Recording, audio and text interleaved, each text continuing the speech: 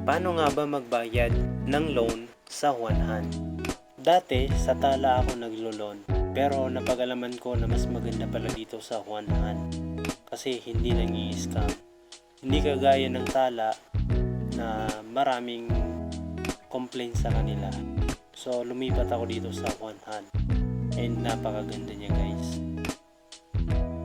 So, ngayon, paano nga ba magbayad sa one hand ng inyong loan? So, ngayon, nandito tayo ngayon sa home. Dito sa baba, makikita natin. May tatlong icon dyan, yung home, bill, at saka me. So, dito tayo sa bill. Ayan. So, ito yung loan ko, 4,000. So, I think, malapit na ito mag 1 month. So, nilon ko siya noong July 3. So, ngayon is July 22. So, malapit na siya mag 1 month. And, ang naging add ng 4,000 is 596. So, yan yung ibabayaran natin ngayon. So, click natin itong prepay. Ayan. And then, click natin yung GCash. Kung GCash yung gagamitin ninyo. And then ngayon, ito yung lalabas. And then, ikakopy lang natin itong contact number. Click mo lang yung copy. And then, punta ka dun sa GCash mo. So, punta tayo sa ating GCash. Ayan. And then, punta tayo dito sa bills.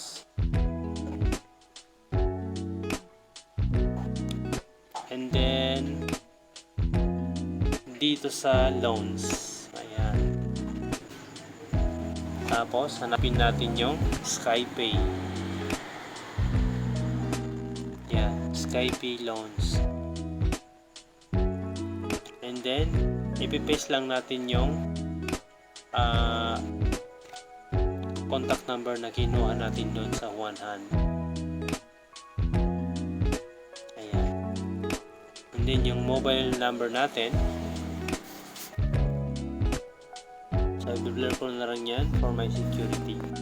Ngayon naman, dito sa amount, balik tayo dun sa one hand. And then, i-copy lang natin ito. Click lang natin yung copy. Dito sa kapantay ng amount. Ayan, na-click na natin. Then, balik tayo sa GCash. And then, i-paste lang natin dito. Ayan. And then dito sa email is optional. So ilalagay na lang natin para meron tayong update doon sa ating email. And then dito sa baba, click lang natin yung next. So siguro ialis na lang natin yung +63. Palitan lang natin ng 0. Kasi please ensure that you have entered the correct mobile number. So, tama naman pero meron lang siyang +63.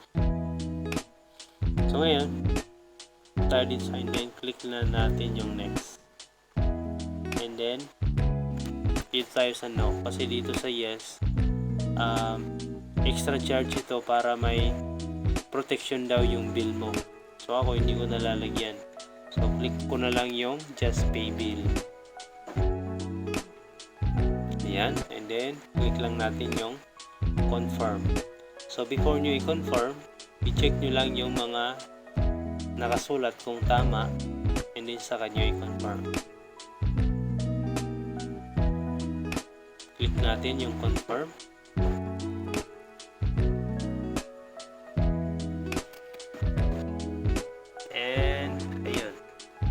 Pwede nyo i-download ito yung resibo para in case na magka-problema is meron kayong patunay.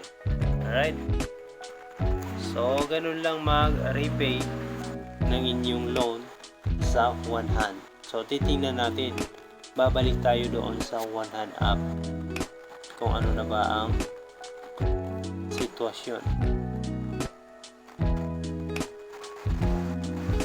Ayan. So, nawala na yung current bill and pwede ka namang umutang. Pero ito yung problema dito. Kasi habang nakikita mo tong borrow loan now, talaga mapapaloan ka. But now, hindi pa natin gagamitin yan. Kasi, isi-save natin to for in case of emergency na kailangan natin ng pera. So, about sa tala, so kayo na bahala guys kung mag-i-stick pa rin kayo sa tala. Pero, ako, talagang medyo na ako sa tala. So, dito na ako sa one hand. Okay? So, ganun lang guys. So, kung gusto nyo lumipat dito sa one hand, welcome na welcome kayo guys. Alright? So, hanggang dito na lang and maraming salamat sa panonood.